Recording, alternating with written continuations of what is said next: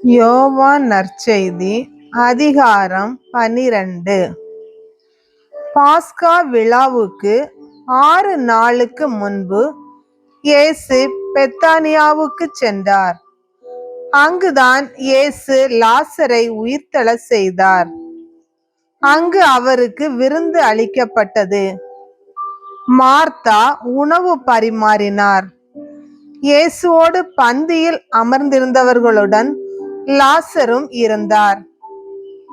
மரியா இலாமிச்சை என்னும் கலப்பற்ற விலையுயர்ந்த நறுமண தைலம் ஏறக்குறைய 320 கிராம் கொண்டு வந்து இயேசுவின் காலடிகளில் பூசி அதனை தமது கூந்தலால் துடைத்தார். தைலத்தின் நறுமணம் வீடெங்கும் கமழ்ந்தது. இயேசுவின் சீடருள் ஒருவனும் அவரை காட்டிக் கொடுக்க இருந்தவனுமான யூதாசு இஸ்காரியோத்து இந்த தைலத்தை 300 தெனாரியத்துக்கு விற்று அப்பணத்தை ஏழைகளுக்கு கொடுத்திருக்க கூடாதா என்று கேட்டான். ஏழைகள்பால் கொண்டிருந்த அக்கறையினால் அல்ல, மாறாக அவன் ஒரு திருடனாய் இருந்ததால்தான் இப்படி கேட்டான். பணப்பை அவனிடம் இருந்தது. அதில் போடப்பட்ட பணத்திலிருந்து அவன் எடுத்துக் கொள்வதுண்டு. அப்போது இயேசு, மரியாவை தடுக்காதீர்கள், என் அடக்க நாளை முன்னிட்டு அவர் இதை செய்யட்டும். ஏழைகள் உங்களோடு என்றும் இருக்கிறார்கள், ஆனால் நான் உங்களோடு என்றும் இருக்கப் போவதில்லை என்றார். இயேசு அங்கு இருப்பதை அறிந்த யூதர்கள் பெருந்திரளாய் வந்தார்கள். அவர்கள் இயேசுவை முன்னிட்டு மட்டுமல்ல, அவர் உயிர்த்தெழ செய்திருந்த லாசரை காண்பதற்காகவும் வந்தார்கள். ஆதலால் தலைமை குருக்கள் லாசரையும் கொன்றுவிட திட்டமிட்டார்கள். ஏனெனில் லாசரின் காரணமாக யூதர்களிடம் இருந்து பலர் விலகி இயேசுவிடம் நம்பிக்கை கொண்டனர்.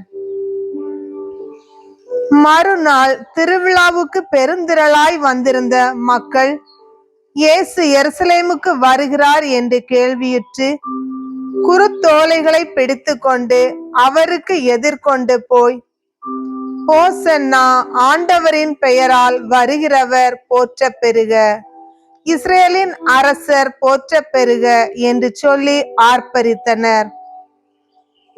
இயேசு ஒரு கழுதை குட்டியை கண்டு அதன் மேல் ஏறி அமர்ந்தார்.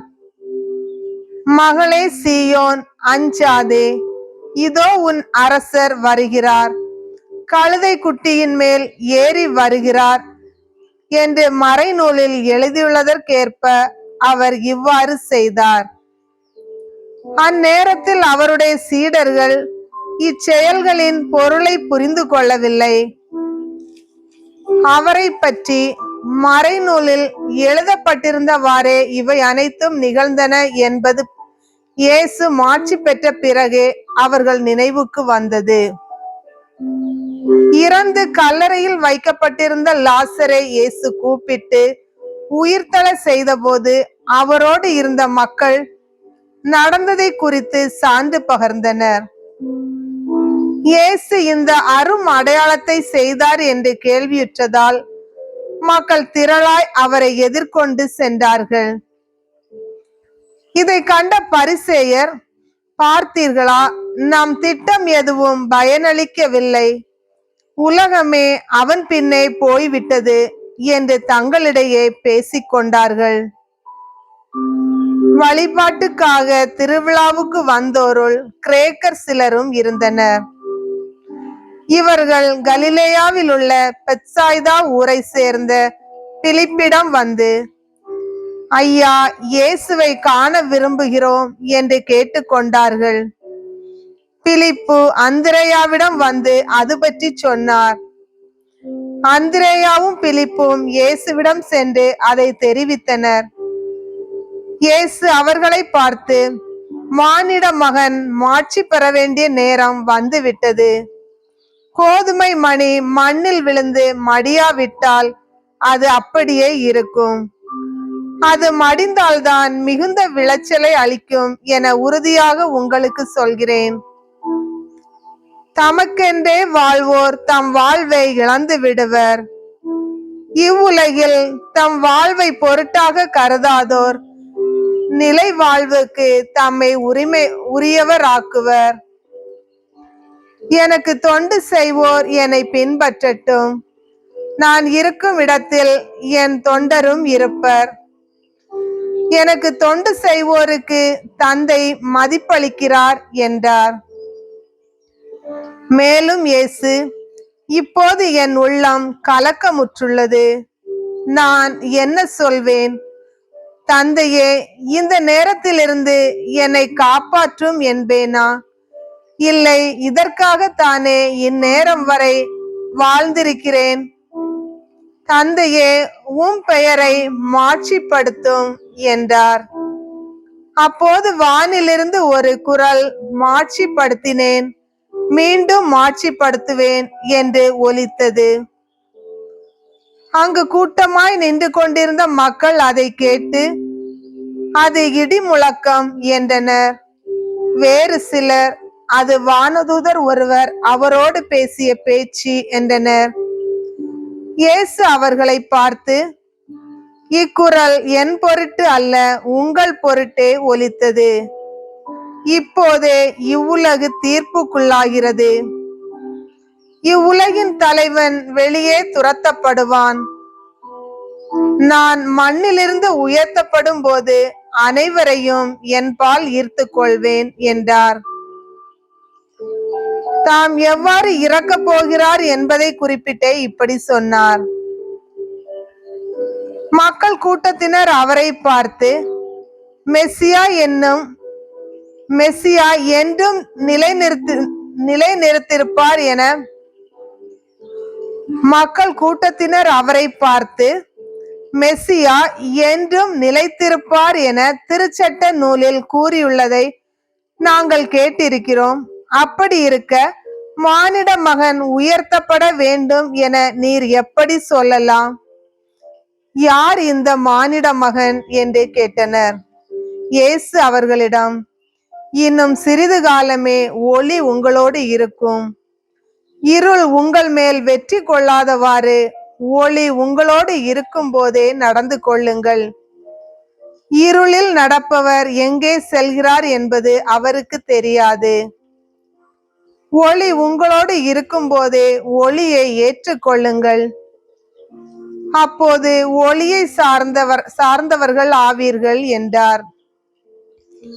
இப்படி சொன்ன பின் இயேசு அவர்களிடம் இருந்து மறைவாக போய்விட்டார். அவர்கள் முன் இயேசு இத்தனை அரும் அடையாளங்களை செய்திருந்தும் அவர்கள் அவரிடம் நம்பிக்கை கொள்ளவில்லை. ஆண்டவரே, நாங்கள் அறிவித்ததை நம்பியவர் யார்? ஆண்டவரின் ஆற்றல் யாருக்கு வெளிப்படுத்தப்பட்டது என்ற இறைவாக்கினர் எசாயாவின் கூற்று இவ்வாறு நிறைவேறியது. அவர்கள் கண்ணால் காணாமலும் உள்ளத்தால் உணராமலும் மனம் மாறி குணமாகாமலும் இருக்கும்படி அவர்களுடைய கண்ணை மூட செய்தார், உள்ளத்தை மழுங்க செய்தார் என்பது அவர்களால் நம்ப முடியாத காரணத்தை விளக்கும் எசாயாவின் இன்னொரு கூற்று. எசாயா மெசியாவின் மாட்சியை கண்டதால்தான் அவரை பற்றி இவ்வாறு கூறினார். எனினும் தலைவர்களில் கூட பலர் இயேசுவிடம் நம்பிக்கை கொண்டனர். ஆனால் பரிசேயருக்கு அஞ்சி அவர்கள் அதை வெளிப்படையாக ஒப்புக்கொள்ளவில்லை. அப்படி ஒப்புக்கொண்டால் அவர்கள் தொழுகை கூடத்திலிருந்து விலக்கி வைக்கப்படுவார்கள். அவர்கள் கடவுள் அளிக்கும் பெருமையை விட மனிதர் அளிக்கும் பெருமையையே விரும்பினார்கள். இயேசு உரத்த குரலில் கூறியது, என்னிடம் நம்பிக்கை கொள்பவர் என்னிடம் மட்டுமல்ல, என்னை அனுப்பியவரிடமே நம்பிக்கை கொள்கிறார். என்னை காண்பவரும் என்னை அனுப்பியவரையே காண்கிறார். என்னிடம் நம்பிக்கை கொள்பவர் இருளில் இராதபடி நான் ஒளியாக உலகிற்கு வந்தேன். நான் கூறும் வார்த்தைகளை கேட்டும் அவற்றை கடைபிடியாதவருக்கு தண்டனை தீர்ப்பு வழங்குபவன் நான் அல்ல. ஏனெனில் நான் உலகிற்கு தீர்ப்பு வழங்க வரவில்லை, மாறாக அதை மீட்கவே வந்தேன். என்னை புறக்கணித்து நான் சொல்வதை ஏற்றுக்கொள்ளாதவருக்கு தீர்ப்பளிக்கும் ஒன்று உண்டு. என் வார்த்தையே அது. இறுதி நாளில் அவர்களுக்கு அது தண்டனை தீர்ப்பு அளிக்கும். ஏனெனில் நானாக எதையும் பேசவில்லை, என்னை அனுப்பிய தந்தையே நான் என்ன சொல்ல வேண்டும், என்ன பேச வேண்டும் என்பது பற்றி எனக்கு கட்டளை கொடுத்துள்ளார். அவருடைய கட்டளை நிலை வாழ்வு தருகிறது என்பது எனக்கு தெரியும். எனவே நான் சொல்பவற்றை எல்லாம் தந்தை என்னிடம் கூறியவாறே சொல்கிறேன். ஆண்டவரின் அருள்வாக்கு.